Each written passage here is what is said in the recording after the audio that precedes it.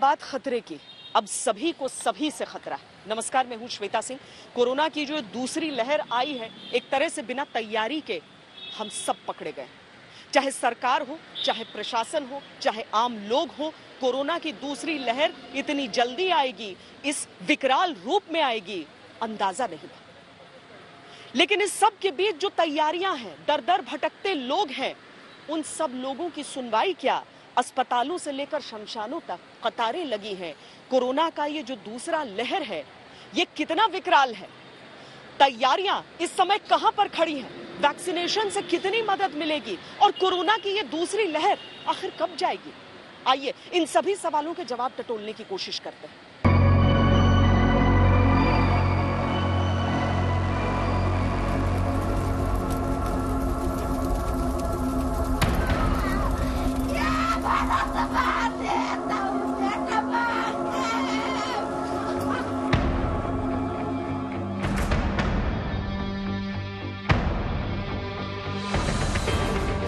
Corona की दूसरी लहर आई, लेकिन ऐसा लग रहा है जैसे ये सुनामी बन गई।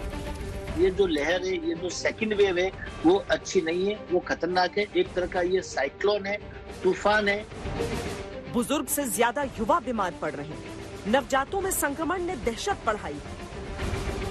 कुछ म्यूटेंट स्ट्रेन्स आ रहे हैं, जैसे B1.1.6 या B1.6.1.7, ये कुछ म्यूटेंट स्ट्रेन, डबल म्यूटेंट वगैरह आ रहे हैं, जो कि बच्चों के अंदर भी इन्फेक्शन ज्यादा कर रहे हैं। सिर्फ आम नहीं, मंत्री, संतरी, मुख्यमंत्री तक संक्रमित हो गए। क्या नए वेरिएंट की वजह से दूसरी लहर ज्यादा जानलेवा हो गई है? डबल म्यूटेंट जो इंडिया में रिपोर्ट हुआ है, वो दो म्यूटेशंस का एक मिक्सिंग होने के कारण एक नया वायरस का म्यूटेंट बना है। यूके वेरिएंट अब ज्यादा देखा जा रहा है और वो ज्यादा इन्फेक्शियस है, वो ज्यादा जल्दी फैलता है। कर्फ्यू का समय स्टार्ट होने वाला है। अपने अपने दुकानों को बंद करके अपने अपने घरों को तत्काल जाएं। कोविड की दूसरी लहर का कहर कब तक जारी रहेगा? जो कुंभ मेला है, जो इलेक्शन रैलीज हैं, जो स्टेट्स इलेक्शंस के लिए जाने वाले हैं, उन सब में जितनी क्राउडिंग हो रही है, उन सब का कॉन्सिक्वेंस तो हम लोग शायद देखने वाले हैं। ये सारा परिणाम था जो अनकंट्रोल्ड क्राउड जो सारे समय एक जगह पर इकट्ठा बना रहा। क्या दूसरी लहर के बाद कोरोना की अगली लहर भी आएगी?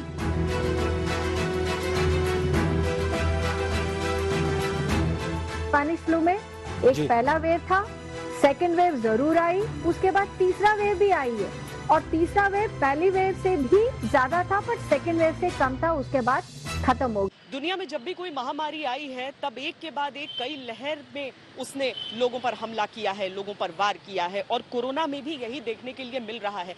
हर महामारी में हम देखते हैं कि पहली लहर से ज्यादा संक्रमण दूसरी लहर के साथ फैलता है, ज्यादा मौतें होती हैं, रफ्तार संक्रमण की ज्यादा रहती है। कोरोना के मामले में भी ऐसा ही नजर आ रहा है। भारत में दूसरी लहर क्यों आई, कैसे आई, किन कारणों से आई, इसके पीछे सरकारी और निजी लापरवाही समेत कई कारण हैं। लेकिन वैज्ञानिक इस बात से इनकार नहीं कर रहे कि दूसरी लहर में संक्रमण की तेज रफ्तार के पीछे कोरोना का वो नया डबल म्यूटेंट देसी वेरिएंट भी है, जिसे महाराष्ट्र में कोरोना विस्फोट के लिए जिम्मेदार माना जा रहा है। कोरोना वायरसेस की निशान है कि वो हमेशा म्यूटेट होते रह जाते हैं, और जो म्यूटेशन ज्यादा फैल सकता है वो बढ़ते रहता है। ये म्यूटेंट तो होने वाला है। और तीसरी बात ये है कि पैंडेमिक, वायरल पैंडेमिक के निशान है कि वो सुनामी जैसे लहरें में आती जाती है। तो ये दूसरी लहर है। National centre for disease control यानी एनसीडीसी की हालिया रिपोर्ट के अनुसार भारत में नोवेल कोरोना वायरस का नया डबल म्यूटेंट वेरिएंट पाया गया है। इस वेरिएंट को B1.617 का नाम दिया गया है। महाराष्ट्र में जो केस सामने आ रहे हैं, उनमें से 61% देसी म्यूटेंट वेरिएंट से संक्रमित हैं। ये हम सबको पता है कि ये वायरसेस जो हैं, ये म्यूटेट करते हैं आस्ता आस्ता अपना, जब वो रेप्लिकेट करते हैं, जब एक वायरस किसी व्यक्ति के शरीर में मल्टीप्लाई करता है, तो उसमें जब वो रेप्लिकेट करता है, जब उसकी और कॉपीज बनती हैं, तो कभी कभी वो थोड़ा सा अलग बन के वो म्यूटेशन हो जाता है। और कभी कभी और प्रेशर्स के कारण, चाहे वो दवाई का हो, चाहे वो टीका का हो, वायरस अपने आप को प्रोपगेट करने के लिए म्यूटेट करता है। तो ये वायरस में एक उसका ये कहें कि प्रॉपर्टी है कि वो अपने आप को म्यूटेट करेगा। एक्सपर्ट के अनुसार अगर भारत के नए म्यूटेंट वेरिएंट की तुलना वुहान के पहले वायरस से की जाए तो इसमें अभी तक 15 बदलाव आ चुके हैं, जिसने वायरस का लगभग पूरा स्वरूप ही बदल दिया। खास बात यह है कि इसमें 3 बदलाव स्पाइक प्रोटीन से जुड़े हैं। वही स्पाइक प्रोटीन जो वायरस को इंसानी कोशिकाओं में दाखिल कराने के लिए जिम्मेदार है। इसी से एंटीबॉडीज वायरल संक्रमण से बचाव करती हैं। स्पाइक प्रोटीन में बदलाव से इंसान की प्रतिरोधक क्षमता कमजोर होती है और वायरस आसानी से निशाना बना लेता है। कि जिन लोगों ने वैक्सीन के 2 डोज पूरे कर लिए और उसके 2 हफ्ते बाद उनको कोई अगर जो हुई भी इन्फेक्शन तो उनको बहुत माइल्ड हुई है, तो इसका फायदा है। इसका मतलब वैक्सीन से प्रोटेक्शन मिल रही है। तो वो मत करें, जिसकी बारी आ गई है वो तो अपना लगवाएं फटाफट। और अब प्रोडक्शन शुरू हो गई है, काफी बढ़नी शुरू हो गई है वैक्सीन की, तो सबकी बारी जल्दी में आ जाएगी। हमें 30 करोड़ लोगों को वैक्सीन लगानी है 2 डोज। अगर जो हम इसको आने वाले 2 महीने 3 महीने में खत्म कर लें तो हिंदुस्तान की सारी जो ये आज की हालत है उससे शायद बचाव हो जाएगा। म्यूटेशन वायरस की स्वाभाविक प्रक्रिया है।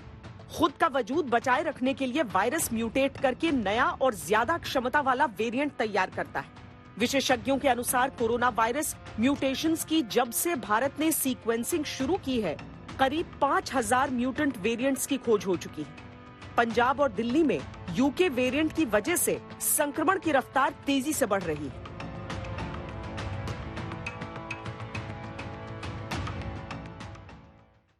कोरोना की जब पहली लहर आई थी तब हमने देखा था कि बहुत सारे बैंक्वेट हॉल्स वगैरह को इस तरह से परिवर्तित किया गया था आइसोलेशन सेंटर्स में, जिन सबको बंद किया गया क्योंकि संख्या कम हो गई थी। लेकिन एक बार फिर इस तरह से बैंक्वेट हॉल्स को कन्वर्ट किया जा रहा है मेडिकल आइसोलेशन और ट्रीटमेंट सेंटर्स में। तो तैयारियां साथ साथ में हो रही हैं, जैसे जैसे दूसरी लहर का संक्रमण बढ़ रहा है वैसे वैसे भी। लेकिन इन सारी चीजों के बीच ये समझना भी आवश्यक है कि ये दूसरी लहर कब जाएगी, कब जो मामले हैं वो पीक करेंगे, और इस दूसरे दौर में सुपर स्प्रेडर कौन है।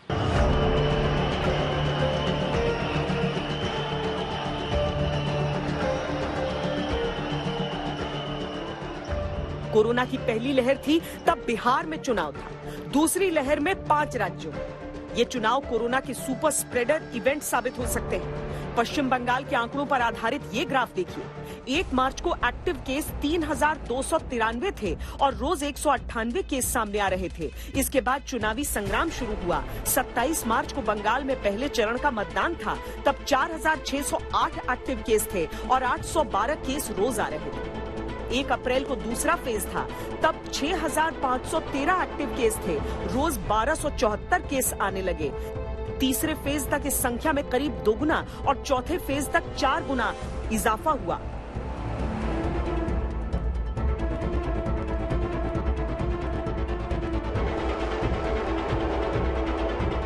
सिर्फ पश्चिम बंगाल ही नहीं, बाकी के चुनावी राज्यों का भी यही हाल है।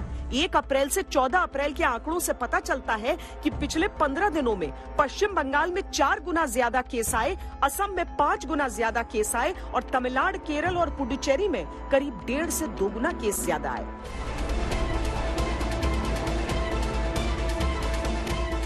अब से लेके एक 4-6 हफ्ते में, 8 हफ्ते में, शायद 2 महीने के अंदर परिस्थिति चेंज हो जाती। जब से एपिडेमिक्स की हिस्ट्री है, सेकेंड वेव तो फर्स्ट वेव से हमेशा ही ज्यादा घातक रहा है, कम तो नहीं रहा है।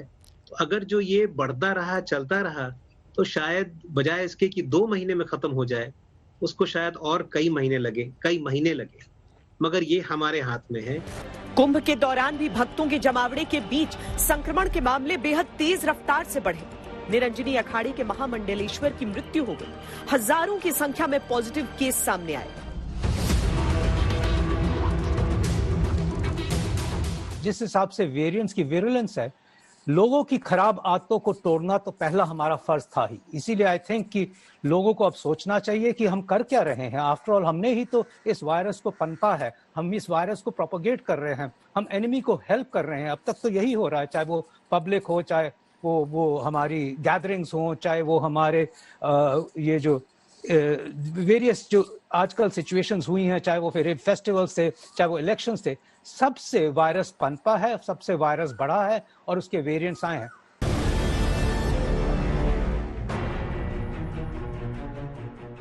दूसरी लहर की मियाद को लेकर अलग अलग एक्सपर्ट्स का अलग अलग दावा है, लेकिन कुल मिलाकर निष्कर्ष ये है कि अगर चीजें कंट्रोल में रहीं तो मई तक यानी लगभग 1 से 1.5 महीने तक कोई राहत मिलती नहीं दिख रही।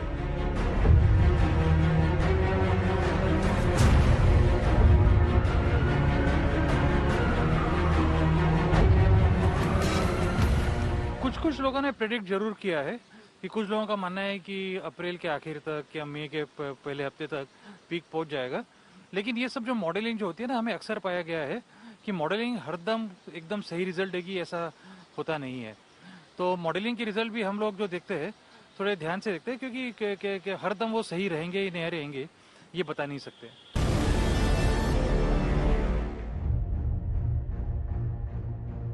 स्पेनिश फ्लू साल 1918 में फैला था। तब भारत ब्रिटिश साम्राज्य के अधीन था। इस महामारी की 3 लहर आई थी। दूसरी लहर में सबसे अधिक लोग मारे गए थे। तीनों लहर में कुल मिलाकर पूरी दुनिया में लगभग 5 करोड़ लोगों की मौत हुई थी, जिसमें भारत में करीब 1 करोड़ 20 लाख लोग मारे गए थे। स्पेनिश फ्लू 2 साल तक चला था और पूरी दुनिया में इससे करीब 50 करोड़ लोग संक्रमित हुए थे, जो उस समय दुनिया की 1/3 आबादी थी। वो 100 इयर्स पहले और अब हमारे पास क्या फर्क क्या है? एक है वैक्सीन और दूसरा है कि जो मेडिकल टेक्नोलॉजी बढ़ गया है, जैसे we deal with critically care, critical ill patients जैसे हम करते हैं, वो अच्छी तरफ उसमें एडवांस आई है। पर बिहेवियर में तो कोई there is no change. Human behaviour same ही है। कोरोना की इस दूसरी लहर ने कम से कम ये सबक दिया है कि इस बीमारी को हल्के में नहीं लिया जा सकता। जब सबने सोचा था पहली लहर के बाद कि ये बीमारी अब कमजोर पड़ गई और शायद हिंदुस्तान में अब इसका कोई कोहराम नहीं, तब तक इस दूसरी लहर ने दस्तक दे दी है। राहत की बात सिर्फ इतनी है कि वैक्सीनेशन ड्राइव की शुरुआत हो चुकी है।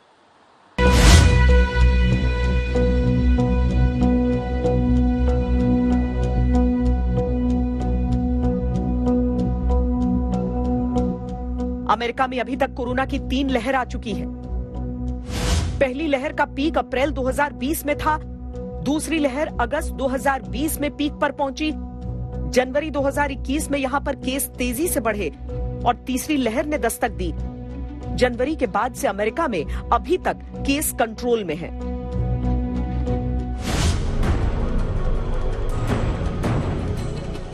कोरोना से सबसे ज्यादा प्रभावित यूरोपीय देश स्पेन में कोरोना की 4थी लहर का खतरा बना हुआ है। यहां पर केस तेजी से बढ़ रहे हैं। स्पेन में पहली लहर अप्रैल 2020 में पीक पर थी, जबकि दूसरी लहर नवंबर 2020 में सबसे तेज थी। यहां पर जनवरी 2021 में तीसरी लहर आई थी।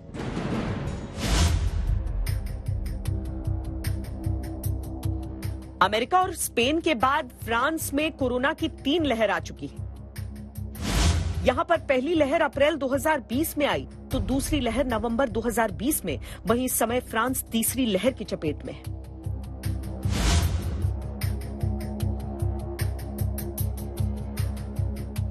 कोरोना की जन्मभूमि चीन में भी महामारी की 3 लहर आ चुकी है। पहली लहर जहां अप्रैल 2020 में पीक पर थी, वहीं दूसरी लहर जून, जबकि तीसरी लहर जनवरी 2021 में पीक पर पहुंची।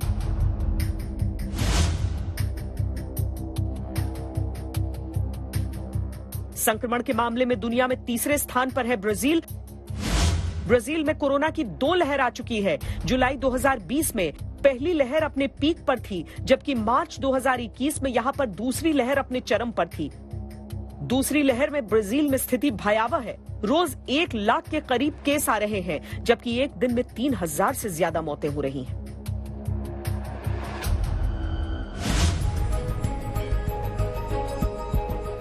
कोरोना से बुरी तरह प्रभावित ब्रिटेन में महामारी की 2 लहर आ चुकी है। यहाँ पर अप्रैल 2020 में केस में उछाल था। उसके बाद दूसरी लहर में जनवरी 2021 में ये अपने चरम पर था। लंबे लॉकडाउन के बाद ब्रिटेन में हालात सुधरे हैं, लेकिन तीसरी लहर का खतरा बना हुआ है।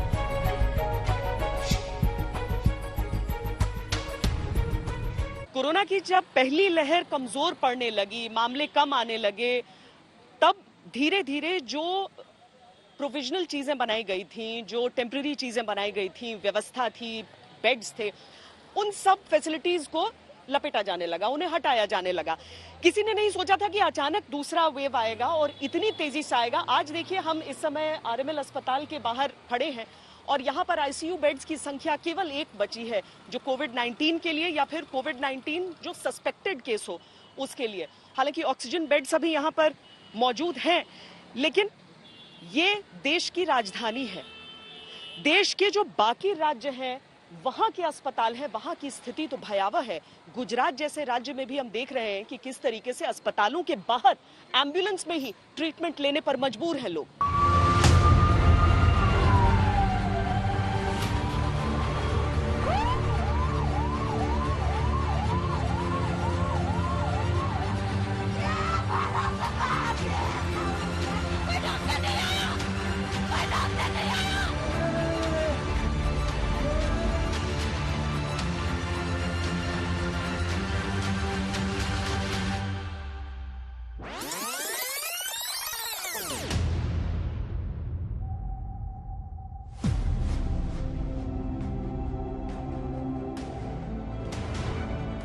ज्यादा नहीं, इन दोनों तस्वीरों में सिर्फ 1 साल का अंतर। कोरोना के नाम से ही शहर के शहर घरों में कैद हो गए थे। हर कोई अनजान खौफ से डरा हुआ था।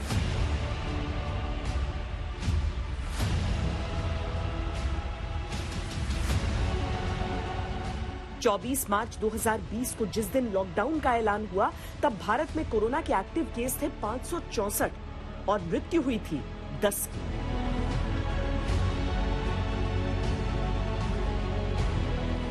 लेकिन इन 10 मौतों ने पूरे देश को हिलाकर रख दिया। घर से बाहर नहीं निकलना है, चाहे जो हो जाए। आनन फानन में पूरे देश में अस्थायी अस्पतालों की चेन खड़ी हो गई। बैंक्वेट हॉल से लेकर होटल तक को आइसोलेशन सेंटर बना दिया गया। ट्रेन के डिब्बे चलते फिरते अस्पताल बन गए। न थकना है, न हारना है, लंबी लड़ाई के बावजूद भी जीतना है। लोगों ने मास्क से लेकर सोशल डिस्टेंसिंग के नियमों को शिद्दत से माना। जो नहीं माने उन पर सख्ती भी हुई।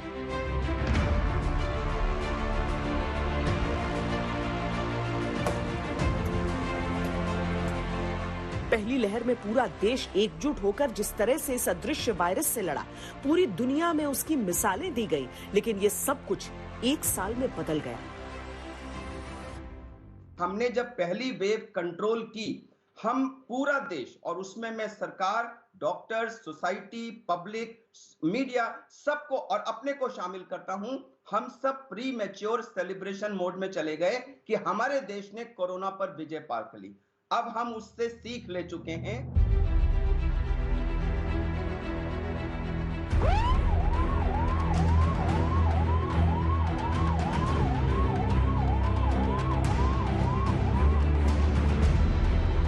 अस्पतालों में बेड की कमी, इमरजेंसी में ऑक्सीजन की कमी, टेस्टिंग में लंबा इंतजार।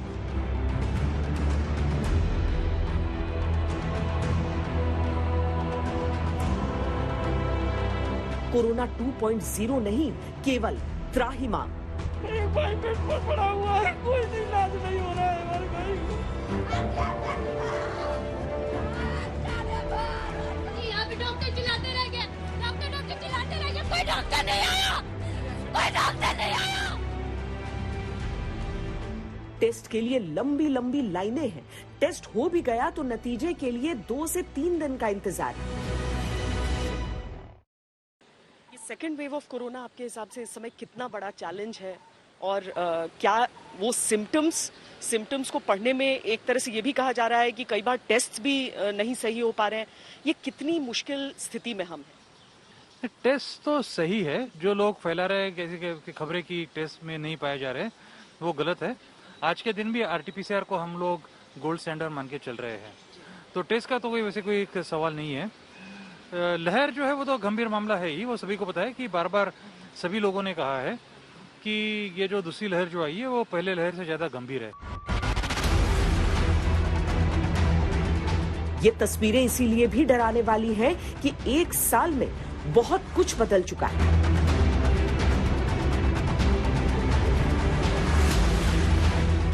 साल भर पहले जब कोरोना महामारी सामने आई थी, तब हमारे पास न तो पीपीई किट का स्टॉक था, न टेस्टिंग किट थी, न वैक्सीन थी, न बीमारी के इलाज का कोई तय प्रोटोकॉल। लेकिन आज भारत पीपीई किट बनाने में अव्वल है। टेस्टिंग किट की कोई दिक्कत नहीं है। 2 वैक्सीन वैक्सीन है और रूस की स्पुतनिक वी को भी मंजूरी मिल चुकी है। कोरोना डायग्नोसिस होने के बाद ट्रीटमेंट प्रोटोकॉल तैयार है। हमारे कई डॉक्टर्स आज भी इन्फेक्ट हो गए हैं, but the good part is that honourable prime minister ने सबसे पहले हेल्थ वर्कर्स को वैक्सीनेट करवाया, तो प्रैक्टिकली सारी हमारी हेल्थ वर्कर्स की कम्युनिटी वैक्सीनेटेड है। इसलिए भले ही हमारे health workers, doctors, residents effect हुए, बट उनमें प्रैक्टिकली माइल्ड और एसिम्प्टोमेटिक पॉजिटिविटी आई है। अतः मैं पब्लिक एट लार्ज से रिक्वेस्ट करना चाहूंगा, प्रोएक्टिवली एलिजिबल लोग अपने आप को वैक्सीनेट करवाएं, ताकि ये जो high spread, high progressive disease जो कि सेकेंड वेव में आई है, अगर इफ एट ऑल आपका एक्सपोजर हो भी जाता है तो आप बहुत माइल्ड और एसिम्प्टोमेटिक होंगे। सेकेंडली, अर्ली डायग्नोसिस की तरफ ध्यान दें, अपने सिम्टम्स को नकारे नहीं, और अर्ली डायग्नोसिस से हम फर्टिलिटी को अवॉइड कर सकते हैं। एक साल में मेडिकल इंफ्रास्ट्रक्चर पहले से ठीक हुआ है, लेकिन ये दूसरी लहर के सामने बौना है। सवाल ये कि पूरी दुनिया में पहली के बाद दूसरी लहर आई, पर भारत में केस कम होने के बाद न तो लोगों का अनुशासन था, न सरकारों की कड़ाई थी। क्या सरकारें इस बात से निश्चिंत थीं कि भारत में दूसरी लहर नहीं आ सकती? ये जानते हुए भी कि भीड़ इस वायरस का सबसे बड़ा कैरियर है। मुश्किल से 2 से 4 हफ्ता आपको इंतजार करना है। इसका इंतजार का मतलब है सेल्फ लॉकडाउन। खुद आपको, जनता की भागीदारी जरूरी है। बार बार हम सरकार पे ब्लेम नहीं कर सकते। सरकार यहाँ पे पुलिस खड़ी क्यों नहीं करती? जो मास्क नहीं पहन रहे उनको फाइन क्यों नहीं करती? जो लोग रेस्टोरेंट में घूम रहे हैं उनको पकड़ती क्यों नहीं? क्यों पकड़े? किसके लिए पकड़े? जनता के लिए, पब्लिक के लिए, पब्लिक के फायदे के लिए, पब्लिक को बचाने के लिए। तो ये काम पब्लिक खुद आगे से आके क्यों नहीं करती कि नहीं हम बाहर नहीं आएंगे, हम सारे लॉकडाउन के नियम या हमारे जो भी कोविड जो बिहेवियर है उस बिहेवियर को हम लोग पालन करेंगे। ये साइक्लोन है, ये एक तरह का तूफान है, बहुत स्पीडली आया है। जो इसके सामने आएगा चपेटे में आएगा, लेकिन ये तूफान उतनी स्पीड से निकल भी जाएगा।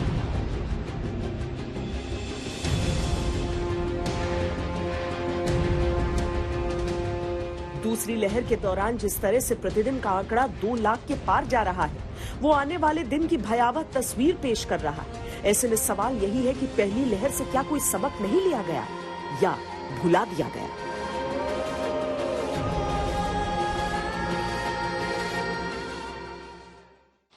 जब वैक्सीनेशन ड्राइव की शुरुआत हुई थी, उस समय कुछ लोगों में ये झिझक भी देखी गई थी कि वो वैक्सीन नहीं लगवाना चाहते थे। लेकिन कोरोना की दूसरी लहर जैसे ही अपने विकराल रूप में आई, उसके साथ ही तमाम लोग बाहर निकलने लगे अपने घरों से वैक्सीन लगवाने के लिए। और अब एक दूसरा सवाल सामने खड़ा हो गया है कि क्या रफ्तार काफी है? क्या वैक्सीन की संख्या पर्याप्त है?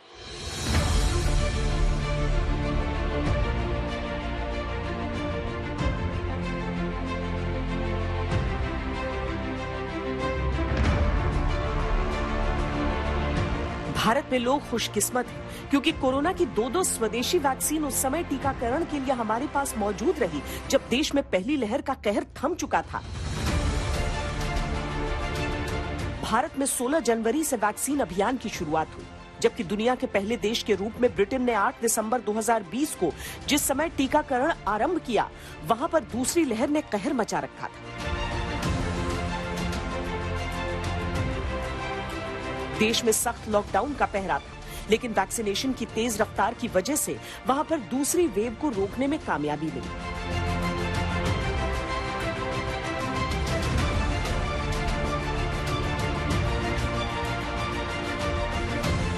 जबकि भारत में वैक्सीनेशन की शुरुआती रफ्तार धीमी रही, अगर ये रफ्तार तेज होती तो क्या अप्रैल में कोरोना इस कदर बेकाबू नहीं होता?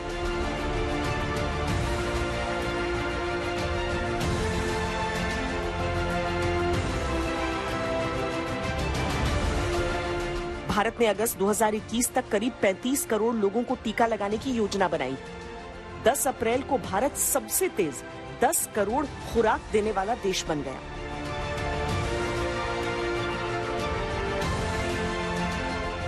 भारत रोज करीब 40 लाख वैक्सीन की खुराक दे रहा है, जो दुनिया में सबसे ज्यादा है। इसी रफ्तार से मई 2022 तक 60% लोगों का टीकाकरण संभव है, जो सामूहिक रोग प्रतिरोधक क्षमता के लिए जरूरी है।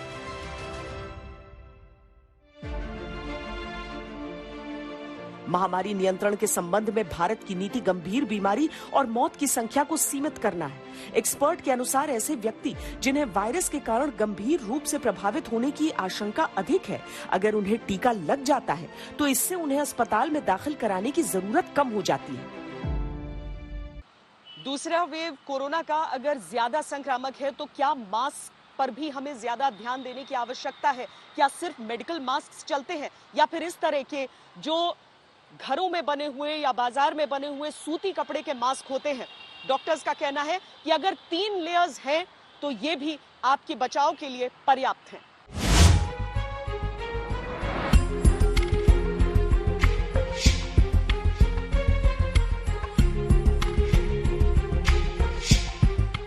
अब यह हर रिसर्च में साबित हो चुका है कि कोरोना से बचाव में सबसे कारगर मास्क है।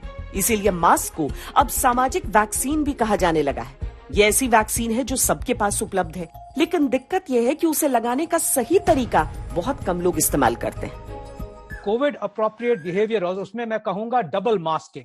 लोग single mask, single surgical flimsy mask पहन के घूमते हैं, लोग कपड़े के मास्क पहन के घूमते हैं, बट वो कपड़े के मास्क में भी ओनली 40% सेफ्टी है। 40% फिर भी 60% चांस है कि वायरस ट्रांसमिशन हो सकता है। और आपने सुना ही होगा, अब तो ये भी सोचा जा रहा है कि ड्रॉपलेट ट्रांसमिशन नहीं है, शायद ये एयरबोर्न ट्रांसमिशन है, जो कि एक कमरे में आप 10 फीट दूर भी बैठे रहो तो आपको ट्रांसमिशन हो सकता है। तो जो हम डबल मास्किंग कहते हैं वो बड़ा सिंपल तरीका है। ये जो सर्जिकल डिस्पोजेबल मास्क आता है, ये ₹1 से ₹1.5 का आता है और ये रोज फेंका भी जा सकता है। इसको अगर आप ऊपर लगाएं और इसको सेफली लगा के अगर इसके ऊपर आप कपड़े का मास्क लगा दें, तो हम कहते हैं ये सर्जिकल 3 प्लाई मास्क अच्छे से पहनिए, इसको चारों तरफ से दबाइए और एक कपड़े का मास्क इसके ऊपर पहन लीजिए और इसको आप रोज धो फेंक दीजिए। ₹1.5 की चीज है और प्रैक्टिकली आप अपने कपड़े के मास्क को साबुन से धोइए। अगर सबने ये कर दिया और सबने डिस्टेंसिंग मेंटेन कर दी, हाइजीन तो हर एक की चली रही है, तो आपका ट्रांसमिशन कम हो सकता है, प्रैक्टिकली आप सेफ रख सकते हैं। मास्क कोई भी पहने, लेकिन नाक और मुंह दोनों ढका होना जरूरी है। Single layer mask corona virus को रोकने में कामयाब नहीं है, यानी मास्क ट्रिपल लेयर होना जरूरी है। सर्जिकल मास्क सबसे अधिक कारगर है, सस्ता भी है और 3 लेयर का भी होता है। अगर N95 या N99 मास्क इस्तेमाल करें तो इसमें वॉल्व नहीं होना चाहिए। मास्क इतना फिट होना चाहिए कि इसके साइड से हवा न जा सके। मास्क के आगे वाले हिस्से को बार बार छूना नहीं चाहिए, ऐसा करने से इन्फेक्शन का खतरा बना रहता है।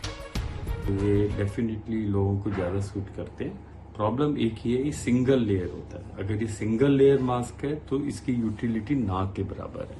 ये ट्रिपल लेयर होना चाहिए। आप ये देखिए, सर्जिकल मास्क है, जबकि ये बहुत सस्ता मास्क है, ₹2 का मास्क है, ₹1 का मास्क है, बट 3 लेयर्स हैं इसकी। ये देखिए 3 लेयर्स हैं जो प्रिवेंट करता है वायरस को। वायरस का पार्टिकल बहुत छोटे साइज का होता है, 90 to 110 nm का होता है, नैनोमीटर का। तो आपके लिए बहुत छोटे छेद भी उसको लीक कर सकते हैं। यानी 3 लेयर से कम का मास्क न पहने। मास्क जब भी पहने ठीक से पहने, क्योंकि मास्क न सिर्फ आपको संपूर्ण सुरक्षा देता है, बल्कि वायरस संक्रमण चेन को तोड़कर सामूहिक सुरक्षा भी देता है।